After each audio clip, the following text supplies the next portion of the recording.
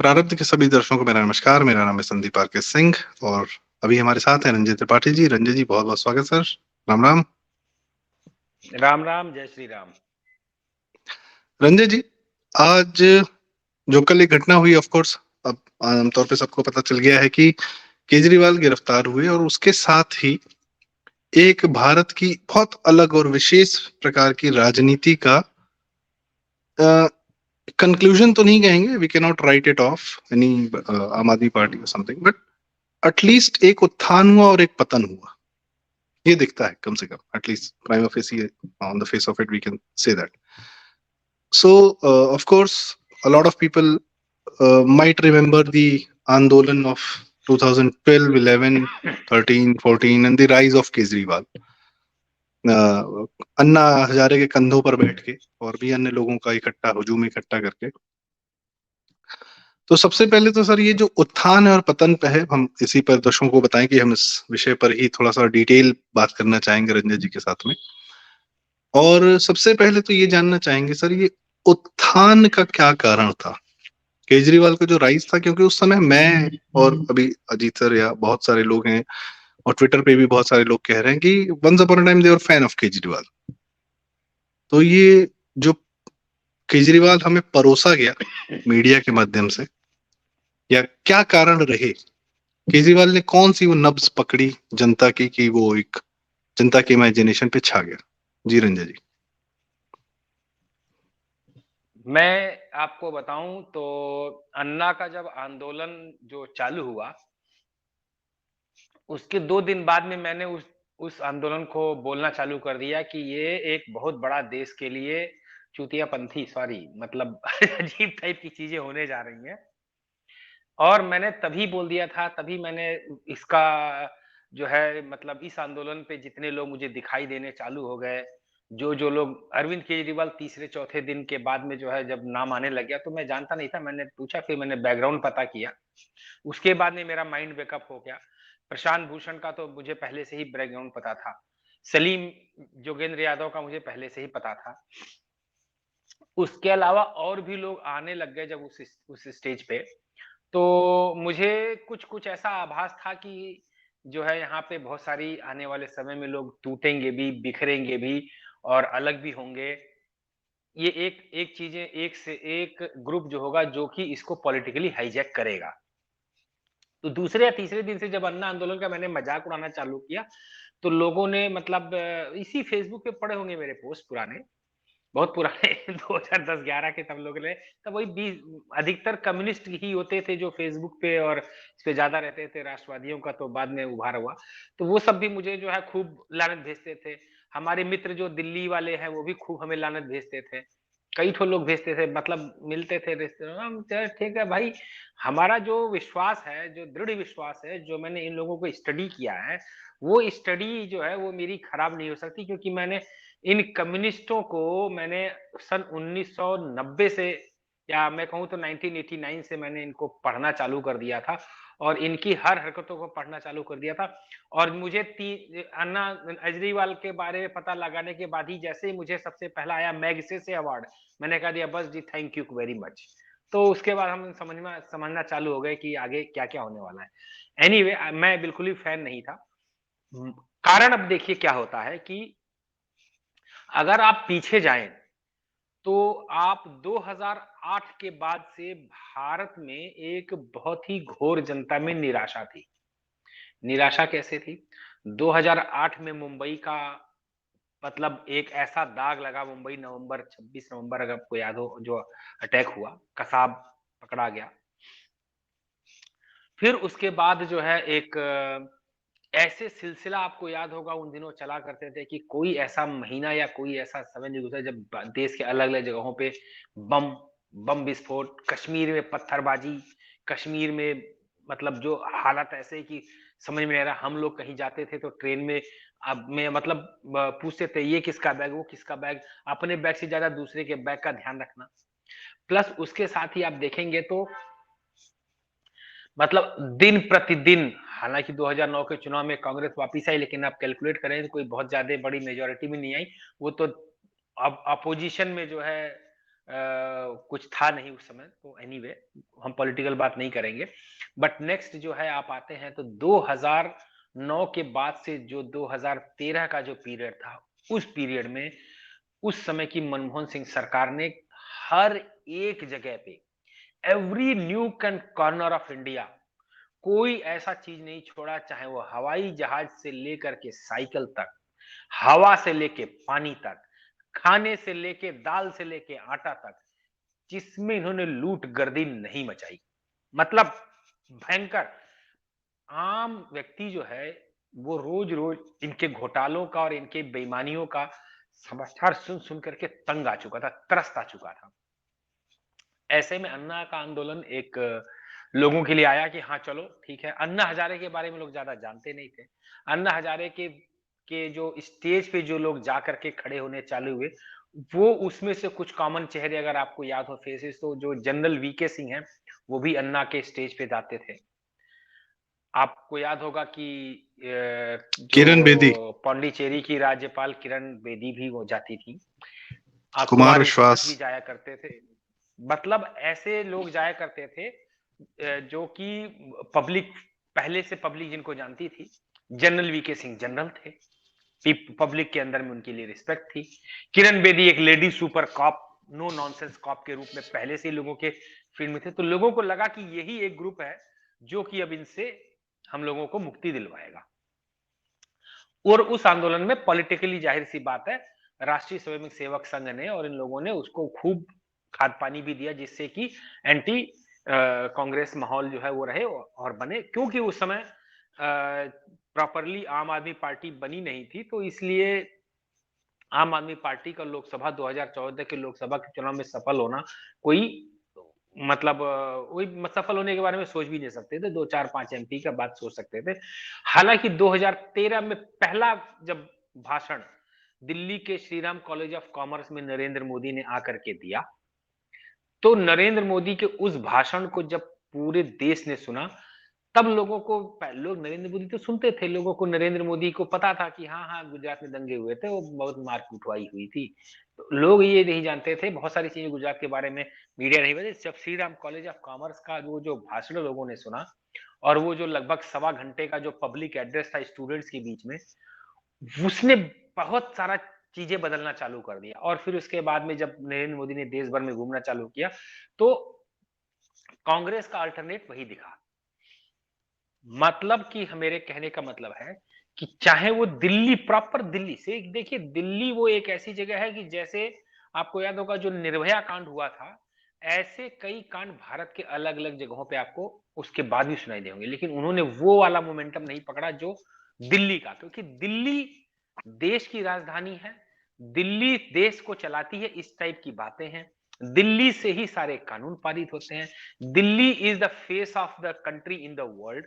तो दिल्ली में अगर कुछ ऐसी चीज होती है, उससे पूरा देश का जो है एक एक एक जो खाका खींचता है वो पूरे विश्व खींचता है। इसकी वजह से पूरे देश में जो एक उस समय की एग्जिस्टिंग सरकार के खिलाफ जो नेगेटिवली थी, तो वो पब्लिक को एक बहुत बहुत अच्छा मिला कि चलो केंद्र में हम बदल देते हैं, भाजपा नरेंद्र मोदी को लाते हैं, और दिल्ली राज्य में दिल्ली के लिए हम अरविंद केजरीवाल लाते हैं। तो उधर से शीला दीक्षित की भी सरकार चली जाएगी, और केंद्र से हमारे मनमोहन सिंह जी की, मां सोनिया गांधी की भी सरकार चली जाएगी। तो कुछ इन घोटालों से, इन चीजों से राहत तो मिलेगी। ये एक जी, कारण था मुझे केजरीवाल और इन रंजय भाई, लोगों के आगे आने का। जी जी रंजय भाई, मुझे उस समय की एक फोटो और याद है, शायद जनता को ध्यान हो कि मेडिकल कॉलेजेस में रिजर्वेशन की सीट्स बढ़ी थी पीजी की। उसमें रिजर्वेशन, पीजी की सीट्स में रिजर्वेशन बढ़ाया गया था, और उससे ये हो गया था कि वैसे भी पीजी की सीट्स बहुत कम होती थी, बहुत मतलब कुछ ही बच्चों को ये कुछ ही मेडिकल वाले सीरियस एस्पिरेंट्स को ये टच करती थी ये बात। एम्स के बच्चे उतरे थे सड़क पर दिल्ली में, क्योंकि आपने दिल्ली का नाम लिया, ये 2011-12 की ही बात है। और उस समय न्यूज़पेपर पे एक फोटो आई कि दिल्ली पुलिस ने उन पर पानी की बौछार की, कुछ लड़कियां थी जिन्होंने वो पानी की बौछार ब्रेवली फेस कर रही थी। वो फोटो बहुत चर्चित हुई थी, और ये भी आया था कि स्टूडेंट्स के खिलाफ, और अगेन वही जो 1989 वाला कुछ रिजर्वेशन का, एक वो भी आया था बात कि स्टूडेंट्स के खिलाफ और जब जबरदस्ती तुष्टीकरण करने के लिए रिजर्वेशन, तो एक वो इमेज भी थी, निर्भया कांड के आसपास की ही वो बात थी। और इस प्रकार की बहुत सारी इमेजेस और इस प्रकार के बहुत सारे आंदोलन और इस प्रकार के आपने जो कहा जो निराशा, ये आपने सही बात की कि केजरीवाल ने जो निराशा कांग्रेस के कुकृत्यों से उपजी हुई निराशा को कैप्चर करने का कोशिश किया और बीजेपी की जो बढ़ती हुई लहर थी उसको रोकने का प्रयास किया कि ये तो ऐसी बात होगी कि जैसे अगर हम आज देखें तो राहुल गांधी ही सबसे पहले आकर बोलते हैं कि केजरीवाल को गिरफ्तार किया, तानाशाही चल रही है। और कांग्रेस की ही पार्टी के लोग बकायदा उनके अजय माकन और सुप्रिया सुले तो सबके वीडियोस चल रहे हैं कि उन लोगों ने जो है बकायदा बताया कि केजरीवाल भ्रष्ट है। सरा बकायदा अपने ऑफिस में बैठ के प्रेस कॉन्फ्रेंस की इन लोगों ने, ज्यादा पुरानी नहीं की है, बकायदा प्रेस रिलीजेस जारी किए कि ये भ्रष्ट है, इसको जेल जाना चाहिए। केजरीवाल ने उल्टा शीला दीक्षित और कांग्रेस से कई लोगों के खिलाफ बोला कि ये भ्रष्ट है, इनको जेल, सोनिया गांधी राहुल गांधी सबका नाम लिया उसने कि ये सब भ्रष्ट है, इनको जेल जाना चाहिए। लेकिन सत्ता में आने के बाद देखा गया कि इनका एक अद्भुत गठजोड़ हो गया, तो ऐसा लगा कि जैसे कांग्रेस ने ही एक समस्या पैदा की, निराशा की। और चूंकि वो निराशा का माहौल उसके आउट ऑफ कंट्रोल हो गया, तो उसी ने एक नया पपेट सामने लाके बिठा दिया केजरीवाल नाम का कि ये आपका समाधान है, बीजेपी इज नॉट द समाधान। क्या ऐसा भी था क्या? ये गठजोड़ आज ऐसा लगता है कि उस समय तो लोग दोनों को दो सिरे पे देख रहे थे, कांग्रेस और केजरीवाल को। पर आज चूंकि दोनों, क्योंकि केजरीवाल के सारे केसेस कपिल सिब्बल और मनु सिंह भी लड़ते हैं, जो कि कांग्रेस के सबसे बड़े नेता लोग हैं, राज्यसभा के सांसद हैं, और यही लोग इनका केस ही लड़ते हैं। और केजरीवाल ने कितनी बार बोला कि अरे हम कांग्रेस से करना चाहते थे वो गठजोड़ गठबंधन, वो नहीं मान रहे। पहली सरकार केजरीवाल की कांग्रेस की सहायता से बनी। तो पॉइंट इसकी ये गठजोड़ आज दिख रहा है, और उस समय दो ध्रुव पे दिखता था। तो क्या इन दोनों ने मिलके जनता की निराशा और जनता के भ्रम का फायदा उठाया? जी, मैंने तो शुरू में ही बोला कि जो जनता में जो निराशा थी, अब देखिए क्या होता है कि अगर आप आम जनता और की तरह से सोचिए अगर, तो आम जनता का काम नहीं है या वो ये भी नहीं करते कि हम चल करके चुनाव लड़ें या day to day, they don't want a daily report कि आप क्या कर रहे हो, क्या नहीं कर रहे हो। तो जनता को ऐसा एक ऐसा सामने सरकार का मुखिया चाहिए था जो, देखिए क्या होता है, आप 100% तो नहीं आप सही हो सकता है। तो आप एटलीस्ट जो मुखिया होगा वो इतना शुचिता भरा होगा, इतना ईमानदार होगा, इतना बढ़िया काम करने वाला होगा कि बाकी के चीजें ले थोड़ा बहुत कर रहे भी होंगे तो न्यूट्रलाइज हो जाता है, समथिंग लाइक दिस। तो उन लोगों को, उस समय की जनता को जिस तरह से ये अपना जो वेशभूषा इसने पेश किया, लंबी, मतलब 44 नंबर की शर्ट, 34 नंबर का साइज और 44 नंबर की शर्ट, चप्पल इतना लंबा सा और टूटा सा, और शर्ट में यहाँ पे इंक एक देखेंगे तो ये यहाँ पे जेब पे इंक फैली हुई और पेन खोसा हुआ है, पिलास लेकर के तार काटते हुए। तो इसने अपने आप को सॉरी जो ये तो आप पब्लिक से जो केजरीवाल एक की होता मिमिक्री करने लगे सर, खास खास के।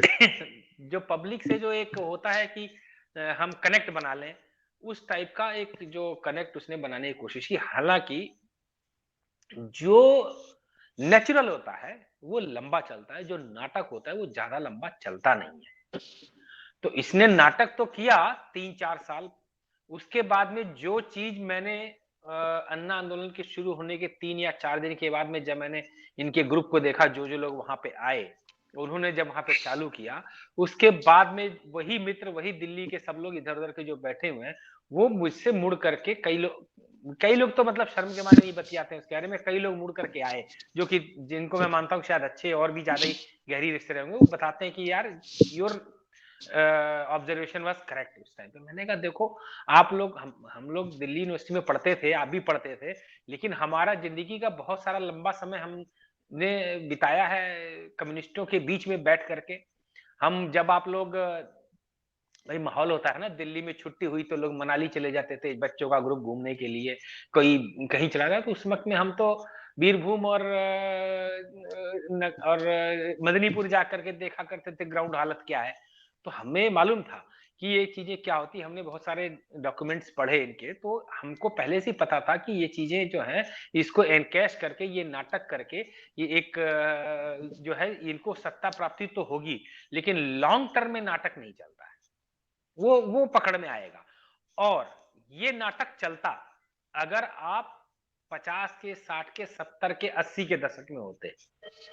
लेकिन आज के समय पे ऐसा नहीं चलेगा। जब आप कोई भी भाई रिपोर्टर हो या कोई कुछ भी हो, आप एक जगह पे खड़े होकर के कुछ आप बोल रहे हो, लेकिन तब तक पीछे से 4 जने मोबाइल में कैमरा लेके बताए, पकड़ पकड़, झूठ बोल रहा है, झूठ बोल रहा है, झूठ बोल रहा है। ऐसे नहीं, ऐसे हुआ था। तो जब आपके पास इतना ज्यादा डिजिटल क्रांति आपके पास उपलब्ध है, आप पकड़े जाएंगे। आप कितना भी नाटक करेंगे, पकड़े जाएंगे। और वो पोल जो है, अगर यही मैं आपको बता रहा हूं, अगर यही अरविंद केजरीवाल, यही आम आदमी पार्टी 50, 60, 70, 80 के दशक में ये सब हुआ होता, पैदा होते, तो आज ये कम से कम 5-7 राज्य पे ये राज कर रहे होते। और कजरी के और अगले 5 साल में ये प्रधानमंत्री के पद तक पहुंचने वाले लोगों में से होते। लेकिन चूंकि आप इस दौर में हैं कि लोगों के पास उपलब्ध है इंफॉर्मेशन, लोगों ने पढ़ी, और लोगों के पास जब अब आप मान लीजिए कि कोई एक पत्रकार, कोई रवीश कुमार का एनडीटीवी, उस जमाने वाली एनडीटीवी को कोई बैठ करके अगर रिपोर्टिंग करता था किशनगंज से कि यहाँ पे पुलिस ने बर्बर लोगों को दौड़ा के मारा, तो उसी समय वहां से गुजरने वाले लोगों ने बोला कि भैया काहे उल्टा बोल रहे हो। ये अलीगढ़ मुस्लिम यूनिवर्सिटी को जो सेकंड कैंपस है, जो रेलवे लाइन जाती है, उसके आधा इधर है, आधा इधर है। अब ये कह रहे हैं इसको रेलवे लाइन को ही बंद कर दो। इन्होंने जबरदस्ती फैला रखी है, पूरा रेलवे रास्ता ध्वस्त कर रखा है। पुलिस ने इनको खाली हटाने की कोशिश, इन्होंने उल्टा पुलिस को दौड़ा के मारा है। ऐसे 10 वीडियो सामने आ गए। तो ध्वस्त हो जाती है ये चीजों की। तो इसलिए केजरीवाल ध्वस्त हो गया। नहीं तो अगर, क्योंकि अब क्या होता है, जब भी आपके पास पैसे आते हैं, अकाउंट में पैसे आए, अकाउंट से निकल रहे हैं, अब अभी क्या होता है कि आपको डिजिटल इंफॉर्मेशन मिल जाती है। अगर पहले के जमाने में यही आप, मतलब मैं आपको बोलता हूँ अर्ली 2000 में, 2007-8 के पहले के भी इन्फॉर्म के समय पे भी, या 2010 के पहले, अगर किसी का बैंक लिंक का लेना पड़ा, आप बैंक जाते, वहां से प्रिंट लेकर के आते, तो आपको एक कागज पे मिलता कि ये आपका ये स्टेटमेंट है। अब तो डिजिटल अवेलेबल है, ED VD every footprint available. नहीं तो अगर आपको किसी के बैंक के बारे में जानकारी लेनी है, तो पूरा लेजर और कौन कौन से खंगालने पड़ेंगे। एक जमाना आएगा वो रजिस्टर भी 5 साल पुराना गायब हो जाता है, डिस्पोज ऑफ हो जाता है, गया जी आपका रिकॉर्ड। तो लेकिन अब पॉसिबल नहीं है। तो ये सारे रिकॉर्ड सब मनी ट्रायल के मिल जाते हैं। दर्शकों को जानकारी के लिए बता दूं कि जो मनी ट्रेल इनका मिला है, वो मनी ट्रेल में न पैसा अरविंद केजरीवाल के घर से मिला है, न संजय सिंह के घर से, न मनीष सिसोदिया के घर से, न किसी भारद्वाज, न चड्डा, किसी घर से पैसा नहीं मिला है। क्योंकि इस व्यक्ति ने बड़े स्मार्टली सारा पैसा आम आदमी पार्टी के फंड में रूट किया है। वो पैसे आम आदमी पार्टी के फंड में गए हैं। तो आने वाले समय पे आप देखिएगा, मुझे पूरी तरीके से यकीन है, संदीप जी हम लोग इस पे किसी दिन डिस्कशन करेंगे कि ये आम आदमी पार्टी देश की पहली एक ऐसी पार्टी बनने जा रही है जो कोर्ट के द्वारा बैन की जाएगी for money laundering and fraud. ये पहली पार्टी होगी, देख लीजिएगा, कोर्ट कहेगी बंद करो जी इसको। और और और बिल्कुल। और कोर्ट आदेश देगी इलेक्शन कमीशन ऑफ इंडिया को कि इसका सिंबल, इस पार्टी की मान्यता सब खत्म करो, सिंबल जब्त करो, ये पार्टी डिसमेंटल करो। देखिएगा आएगा कुछ समय में ये। जी, मैं आपकी इस बात से थोड़ा बहुत सहमत हूँ कि यह इनके इतने बड़े कुकर्म है। और सुबह भी बात, मतलब हम लोग को लगता है ये बहुत स्मार्ट लोग हैं सर। एक जेआरडी टाटा जी की जो है बायोग्राफी है, आर एम लाला जी ने लिखी है, बियॉन्ड द ब्लू माउंटेन्स। तो उसमें वो अपने एक जिंदगी के एक इवेंट के बारे में लिखा गया है, और हर चैप्टर के ऊपर एक छोटी सी लाइन है। तो चैप्टर था जब उनसे इंडियन एयरलाइंस उनसे छीन ली गई थी, नेशनलाइज की गई थी। और उस चैप्टर के ऊपर एक लाइन लिखी थी जो किसी 17वीं शताब्दी में किसी राजा ने अपने लड़के को लेटर में लिखा था। वो छोटी सी लाइन थी। वो राजा अपने लड़के को लिखता है कि बेटा, तुमको अंदाजा नहीं है कि इस दुनिया को कितने बड़े गधे लोग चलाते हैं, पर हमें तुम्हें लगता है कि बहुत होशियार है। तो केजरीवाल जी लोग बहुत होशियार दिखते हैं, बनते हैं, ऑफ कोर्स बहुत लोगों को चलाते हैं, सब कुछ उन्होंने किया, इतना बड़ा इमेजिनेशन कैप्चर किया, जनता को पॉलिटिकली जीता, सब कुछ किया, शातिर भी है, धूर्त भी, नो डाउट। पर वो मिस्टेक करके गए हैं कि अपने ही लिए अपने गड्ढे खोदते चले गए, और शायद एक दंभ था कि हमें कुछ नहीं हो सकता, कुछ नहीं किया जा सकता हमारा, क्योंकि मीडिया को पूरी तरह साध रखा था, क्योंकि केजरीवाल मीडिया की ही पैदाइश थे। जैसे आप लोग को भी याद होगा कि कांग्रेस के जमाने में बाहुबली लोगों का इस्तेमाल करते थे कांग्रेसी नेता कि हमको चुनाव जितवा दो। तो बाहुबलियों ने सोचा कि यार हम ही क्यों नहीं जीत जाते हैं खुद चुनाव, तो खुद ही कांग्रेस से टिकट ले आए, नेता लोग को साइड कर दिया। ये तो चर्चित कहानी है। इसी तरह मीडिया ने जब ये देखा कि यार हम ही नेता बना रहे हैं, हमारे ही बताने से नेता बड़ा हो रहा है, हमारी टीवी चैनल पे आ रहा है, तो क्यों नहीं हमारा ही आदमी वहां जाके बैठ जाए भाई। क्यों कांग्रेस के हम नेताओं को बनाए, हम अपना एक नेता पैदा कर देते हैं। तो ये जो आपने योगेंद्र यादव इन लोग का नाम लिया, ये तो कांग्रेस के एनएसी के सदस्य थे। यही पूरी मीडिया को, पूरा इंडिया टुडे और सबको लेके, और इसमें सारी मीडिया का हाथ था, एवरीबॉडी इन्वेस्टेड इन। कोई ऐसा नहीं था, एनडीटीवी भी था, जी भी था, हर कोई, सबने अपना पूरा जोर लगाया कि अरे इसको स्टेब्लिश करो। इस हद तक कि एक हाथ मसलने वाले वाजपेयी जी हैं, उनका एक बकायदा लीक हुआ था इंटरव्यू, क्रांतिकारी, बहुत क्रांतिकारी। वो वीडियो पड़ा होगा, आप सब लोग देख सकते हैं यूट्यूब पर। सेटिंग था, वो इंटरव्यू सेटिंग था। उसके बावजूद, खैर, मुझे अपनी जो याद है सर, मेरा इससे मोहभंग होना कब शुरू हुआ, ऑफ कोर्स जब ये पहली बार सत्ता में आया, फिर सड़क पे इसके मंत्री निकल रहे हैं, राखी बिल्डा निकल रही है, कोई कहीं औचक निरीक्षण का, हम लोग के वाह क्या बात है यार, बहुत सही, रात में औचक निरीक्षण हो रहा है सब, ठीक है, started making news, a lot of news.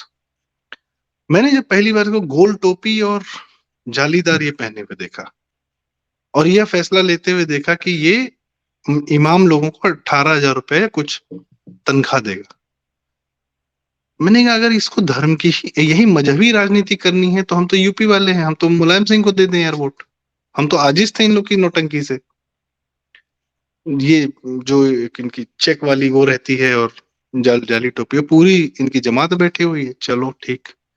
दूसरा मोहभंग होना शुरू हुआ जब इसने कहा मैं फ्री दूंगा, मैं ये दूंगा, मैं फ्री दूंगा, मैं सर मैं उस समय हल्का फुल्का सेकुलर, या पता नहीं एक लिबरल माहौल में जो पलता बढ़ता आदमी किसी तरह बच गए, भगवान का आशीर्वाद है, पूर्वजों का आशीर्वाद है, माहौल वही था।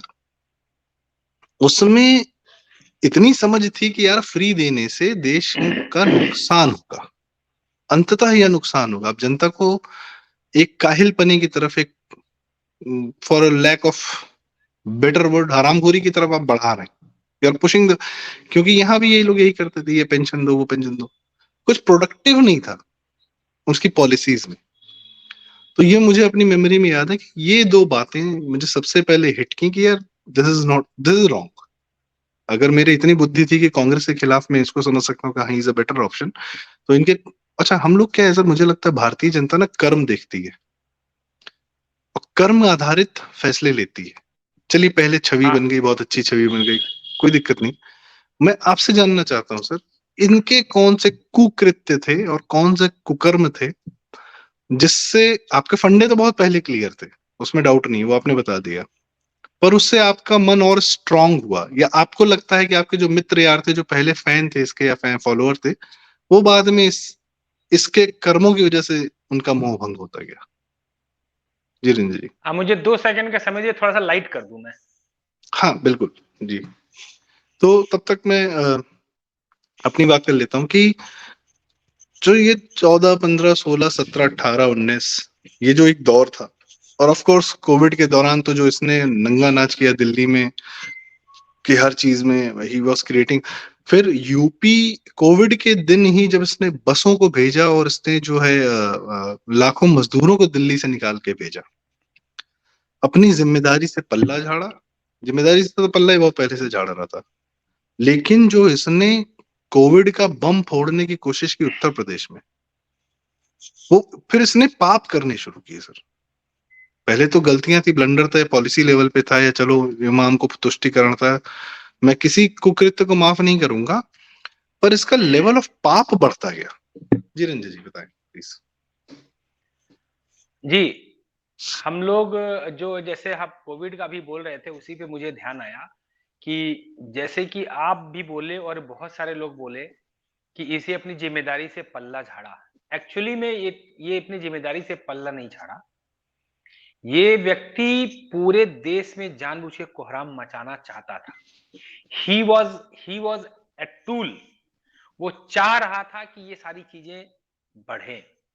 आपको विश्वास नहीं होगा कि मैंने अपने फेसबुक पोस्ट पे भी डाला था, मैंने कागज पे निकाला हुआ है कि उसी कोविड के पीरियड में कोविड टेस्ट करने के लिए जो तमाम इंस्ट्रूमेंट आती हैं, आरटी-पीसीआर मशीन या और आरएनए एक्सट्रैक्शन मशीन्स आती हैं, जो मशीन उत्तर प्रदेश सरकार खरीद लेती है 11.5 लाख रुपए में। उस समय दाम बढ़ गए थे, एक्चुअली में प्राइस 7 से 8 लाख रुपया होता है। लेकिन कोविड के टाइम पे ग्लोबल डिमांड ऐसी थी कि सब जगह दाम बढ़ गए। सबसे सस्ता मशीन उत्तर प्रदेश सरकार ने खरीदा था 11.5 लाख रुपए में, जो मैंने कागज निकलवाए थे परचेज के। यहां तक कि केरल की सरकार ने भी 14,75,000 रुपए का मशीन खरीदा था। वही इस दिल्ली वाले ने 75 लाख रुपए की मशीन ली थी। ये सारे कर्म खुलने चाहिए। जिस मशीन को एक राज्य 11 साढ़े 11 लाख में खोल रहा है और बाकी राज्यों में सबसे हाईएस्ट केरल का 14,75,000 जा रहा है, उसी मशीन को तुम 30 लाख, 40 लाख, 80 लाख, 75 लाख में कैसे खरीद रहे हो, और अलग अलग समय पे। ये मशीन क्या लूट मचाई हुई है तुमने। बहुत बड़ा ये, एक तो ये था। दूसरा, ये कोविड फैले और देश में और हाहाकार मचे, इसके लिए ऐसा नहीं था कि दिल्ली में पैसे नहीं थे, दिल्ली में जगह नहीं थे, मैं दिल्ली में फ्री में राशन लोगों को देने के लिए नहीं था दिया, दिल्ली में व्यवस्था नहीं थी, सब कुछ उपलब्ध था। लेकिन he was directed by his masters कि आपको इन लोगों को सड़क पे उतारना है, और रात को बाकायदा माइक पे अनाउंस किया गया था कि आप लोग आनंद विहार जाइए, वहां से उत्तर प्रदेश के लिए बसें मिलेंगी। और उसको और उसके बाद न सिर्फ उत्तर प्रदेश बल्कि उत्तर प्रदेश, बिहार, बंगाल, छत्तीसगढ़ के लोग सड़क पे निकल के, आपको ध्यान होगा कि आनंद विहार से लेकर के गाजियाबाद, नोएडा आ गए बसों का इंतजाम। ये सारा का सारा रचा हुआ एक षड्यंत्र था, ये अंतरराष्ट्रीय षड्यंत्र था, जिसका ये मोहरा था केजरीवाल, जिसका इंडिया में काम करने के लिए उन्होंने तय किया था कि तुमको ये करना है। वो तो कुछ भारत पे ईश्वर का प्रताप था, प्लस हमारे उत्तर प्रदेश में जिस तरह से प्रॉपरली मैनेज किया गया चीजों को, जो बसें हजारों की संख्या में जो बसें लगा दी गई, किसी को छोड़ा नहीं गया, उनको उनके घर पहुंचाया गया, बढ़िया इनके आइसोलेशन कैंप्स बने, सबको दवाएं मिली, इसकी वजह से ये बच गया। नहीं तो इसने बहुत बड़ा कांड कर दिया था अपने आंखों के, मतलब बहुत बड़ा कांड कर दिया था। और सर इसकी देखा देखी मुंबई से लोगों को मैंने देखा है, क्योंकि उस समय हमारा हम और आप ऑफ कोर्स हमारे पास थे, तो हम शहर में मेडिकल के सप्लाईज वगैरह के हम काम करते थे। हमने सर पूरे शहीद पथ, ये जो लखनऊ में कानपुर हाईवे से लेकर गोरखपुर हाईवे तक का जो रास्ता है, इस पर हमने आपने क्या मुंबई से स्कूटी, ऑटो, महाराष्ट्र गाड़ियों की, ट्रकों में भर भर के लोग, बसों में भर भर के, बसों नहीं ट्रकों में पीछे खड़े होके आ रहे हैं। ऑल्टो गाड़ी हो, ऑटो है महाराष्ट्र की, मतलब लोग अपनी इन गाड़ियों में महाराष्ट्र से चलते चले आए थे। और इसकी देखा देखी जब केजरीवाल ने जब लोगों को भेजा है, तो महाराष्ट्र के भी उद्धव ठाकरे ने लोगों को वहां से भगाना शुरू किया। तो आपने वही पाप का लेवल, और फिर उसके बाद ऑक्सीजन की जो डिमांड, सर ये मुझे 100% पता है, क्योंकि पर्सनल अनुभव सबका रहता है कोविड के। मेरा एक मित्र था, मेरे जानने वाले थे, तो उनको दिल्ली में कोविड में हो गया था, और उनको एमएलए अपने हाथ से पैसा लेके बेड दे रहे थे उस समय। आपके एमएलए सबसे ज्यादा एमएलए थे ना उस समय। सर आपको भी कोविड हुआ था, मुझे भी कोविड हुआ था। हम और आप कमरे में बैठकर बाकायदा, और यूपी गवर्नमेंट का फोन आता था, आप ठीक हैं, क्या हैं, कैसे हैं, वो सब हमने देखा। इनके मोहल्ला क्लिनिक में दो दो आदमी नहीं रख के इन्होंने सिम्टम अगर आ रहा है तो आइसोलेशन वार्ड बना के उसको ट्रीट कर लिया। पूरे कोविड के दौरान इसका एक मोहल्ला क्लिनिक को ट्रीटमेंट सेंटर बनाए नहीं बना पाया, जो कि माइनर सिम्टम्स हैं जिसके, उसको आइसोलेशन ही तो चाहिए था। तो उनके मोहल्ला क्लिनिक में आइसोलेशन नहीं हो सकता था। कोई नाम नहीं लिया सर किसी मीडिया ने कि भैया इस समय मोहल्ला क्लिनिक क्या कर रही है। उस समय मीडिया जो रेमडेसिविर और पता नहीं क्या क्या की, लेकिन भाई दिल्ली का हेल्थ मॉडल क्या अद्भुत हेल्थ मॉडल था कि यूपी के 10 गुना लेस पॉपुलेशन होने के बावजूद 5 गुना अधिक मौतें हुई दिल्ली में। अगर आप मल्टीप्लाई करेंगे तो it is almost 20 times the ratio. अगर प्रॉपर स्टैटिस्टिक्स के मेथड्स हम लगाएं तो उसके पाप। और अभी सर जो परसों नरसों सीए के हमारे हिंदू भाई जो पाकिस्तान से प्रताड़ित हो गए उनको ये पाकिस्तानी बोल के किस तरीके से गंदी गलीज भाषा का इस्तेमाल कर रहा है। मुझे एक शक है सर, मैं अपनी शंका जाहिर करना चाहता हूँ, हो सकता है और ये आरोप के रूप में नहीं, शक है, एक छोटा सा शंका है। अगर ये सीआईए और यूएस फंडेड है, और इस शक के साथ मैं अपनी चर्चा को भी जो है विराम दूंगा, क्योंकि केजरीवाल पे आगे अन्य बहुत बातें होंगी, अभी हमको लगता नहीं कि अभी इस पे पूरी बात एक वीडियो में हो सकती है।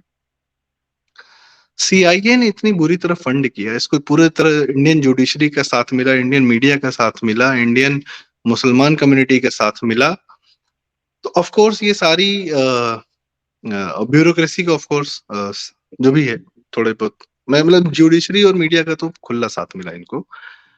खैर इतने सबूत हैं इनके खिलाफ कि अब जुडिशरी भी चाह के नहीं कुछ कर पा रही है, that's another matter all together. But Delhi दंगों के समय और बाकी सब जगह पे इतने सबूत इकट्ठा करके दिए जाते हैं, इतने कुकृत्य हैं इसके। So these are very well funded systems. Until unless somebody is a crypto Christian, why would West fund in that person? क्या ऐसा हो सकता है क्या सर? देखिए क्या होता है कि वहां तक कैसे सोचें ये कुछ कह नहीं सकते जब तक कि किसी के बारे में गारंटेड नहीं हो। लेकिन मैं आपके उस बात पे आता हूँ कि ये फंडेड किधर से है। मैं आपको हम्म, बताता हूँ, he is NGO funded, NGOs controlled by communist ideologues like George Soros, Ford Foundation, इन लोगों से ये, और ये अपना क्या नाम है जो एक Rothschild, Amnesty Rockefeller. International, Rockefeller, इन लोगों से ये फंडेड है। और इस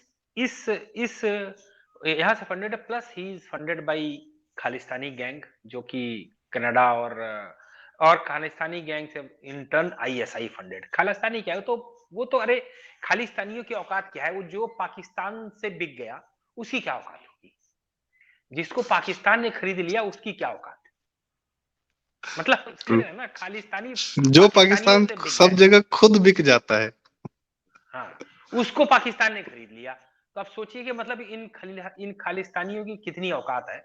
but anyway, money is money, एक 200-400-500 करोड़ रुपए वो लोग भी इकट्ठा कर लेते हैं दाएं बाएं से, उनके उनके जो कनाडा में जो ट्रक चला के लोगों ने इकट्ठे करे हुए हैं और कई चीजों में। तो हाँ, तो ये इन लोगों से फंडेड है, और उनकी फंडिंग भी काफी अच्छी खासी फंडिंग है, क्योंकि वो लोग देश में, देखिए क्या होता है कि आप जरूरी नहीं है कि आप किसी देश को तोड़िए, या जरूरी नहीं है कि आप उस देश में बम फोड़िए।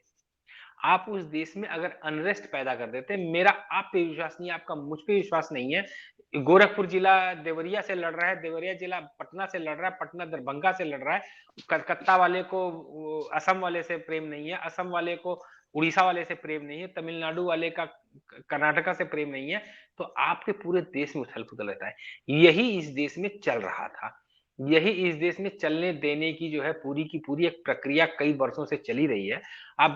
आप बताइए, आप गौर करें पिछले 10 सालों में लगभग, क्या आपने कहीं पे भाषाई लड़ाई की बात सुनी है? अगर आपको याद हो कि एक कावेरी कावेरी के चक्कर में तमिलनाडु और कर्नाटक, तमिलनाडु। कर्नाटक के बीच में जो है ना, बॉर्डर पे लाठियां और ढेले और पत्थर और चलते थे। मतलब एक ऐसा जिला जहां पे ना कावेरी का पानी आना न जाना, वहां के लोग जो है लड़ रहे हैं, तमिल वाले कर्नाटक से, कर्नाटक वाले तमिल से। अटल जी की सरकार, इन्होंने कैसे भाई एक समझौता करा दिया, नहीं कोई नहीं लड़ेगा, अब ये मान लीजिएगा, हाँ हो गया। तो क्या होता है कि ये चीजें क्रिएट की जाती हैं, और यही क्रिएट करने के लिए तो इस पूरे देश में, पूरे संसार में, पूरे विश्व में एक वायरस है, जो कि पिछले 200 साल से, जिसकी अभी पिछले साल 200वीं मनाई गई है, वो 200 साल का जो वायरस है, वो वायरस अभी ट्रीट नहीं हुआ है। उस 2 साल के उस वायरस को ट्रीट करना पड़ेगा, ठीक है। And and that that is virus is, communism. That is communism, जिसको कि आज भाई जिस जो कि कार्ल मार्क्स से पैदा हुआ। कार्ल मार्क्स खुद एक जर्मन था, बड़ा पैदा हुआ जर्मनी में, which was a capitalist country. He lived all his life in British, which was the world's biggest capitalist country. और उसके विचारों को, उसकी चीजों को, जाहिर सी बात है ये कांग्रेस, ये ब्रिटिशर्स ने ही पूरे वर्ल्ड में फैलाया और फंड किया, और उसको ये ब्रिटिशर्स की ही देन है, ये उस समय के जो ब्रिटिश है उनकी ही देन है ये, कार्ल मार्क्स भी और ये कम्युनिज्म भी, और फिर इसके बाद चीजें उस पर कभी और चर्चा होगी। बट एनीवे हम लोग अगर वापिस अरविंद केजरीवाल पे आते हैं, तो ऐसा नहीं है कि वो सीआईए का प्यादा है, वो इस कम्युनिज्म गैंग का प्यादा है। सीआईए लुच्चों को मुझे ख्याल से नहीं फंड करती होगी, जो लुच्चे टाइप के नहीं लोग नहीं होते हैं करती मुझे है, अरे मतलब।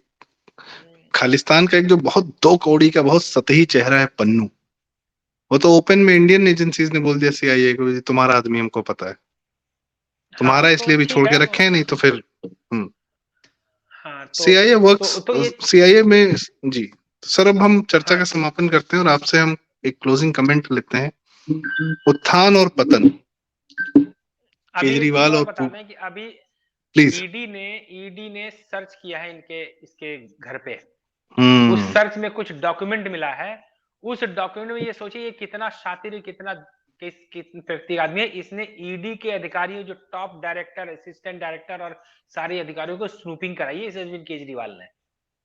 उनकी पर्सनल डिटेल्स, उनके सारे ट्रैवल हाँ डिटेल्स उनके सब सब, इसके पास थे। हाँ सब सब इसके पास थे। ये कितना बड़ा शातिर आदमी था, सब चीजें निकाल रहा है ये चीजों को। और ये जाहिर सी बात है, अब जब इसके यहाँ पे जब और भी डॉक्यूमेंट पाए जाएंगे, सब चीजें पाई जाएंगी, तो इसके बहुत सारे कुकर्म खोल करके आएंगे।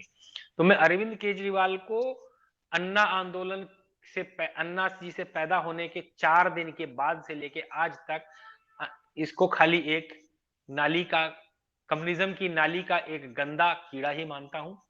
आज, पहले भी मानता था, बीच में मानता हूं, आज भी मान रहा हूं, और आगे भी इसको मानता ही रहूंगा।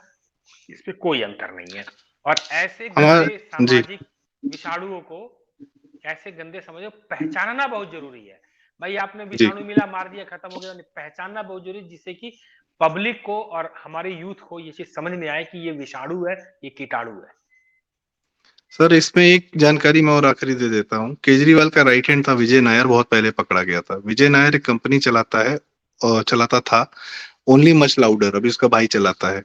ओनली मच लाउडर बॉम्बे की कंपनी है जो सारे स्टैंड अप कॉमिक्स और इस तरीके के जो स्टैंड अप के जो नए नए हमारे चेहरे पैदा हो गए, कुणाल कामरा, वरुण ग्रोवर, तन्मय भट्ट, ऑल इंडिया बगडोल वाले, ये सब जितने हैं, जितने एंटी इंडिया स्टांस रखते हैं स्टैंड अप कॉमिक्स, सबकी मैनेजमेंट, सबको शोज दिलाना, सबको प्रॉपर वेल फंडेड रखना, और पूरी उन एजेंसीज को जो शाहीन बाग में आके बैठे हुए थे, सारे जितने बड़े चेहरे आके बैठे थे, उनको हैंडल करना, ये सारा काम ओएमएल के विजय नायर हैंडल करते थे। ये, और केजरीवाल का राइट हैंड है, शराब घोटाले में पकड़ा गया था।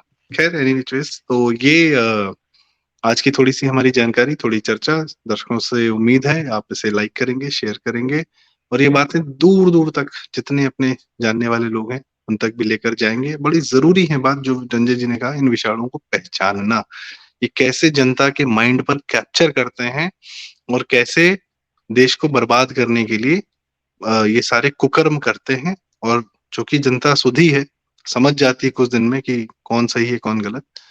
तो ये तो भगवान का आशीर्वाद है इस देश पर, और जनता का अपना इवॉल्वमेंट है कि जनता समझ जाती है, और आज समझ गई किसी तरीके से। खैर, ये केजरीवाल एक ऐसा एनिग्मा है, एक ऐसा विषय है, एक ऐसी, जैसे केजरीवाल की आतिशी कह रही है ना कि वो एक व्यक्ति नहीं सोच है, तो उस केजरीवाल नाम की सोच पे हम बिल्कुल चर्चा करेंगे कि वो सोच है कि शौच है। ठीक सर, ओके, नमस्कार। चैनल जरूर सब्सक्राइब करें। नमस्कार। Thank you so much. नमस्कार।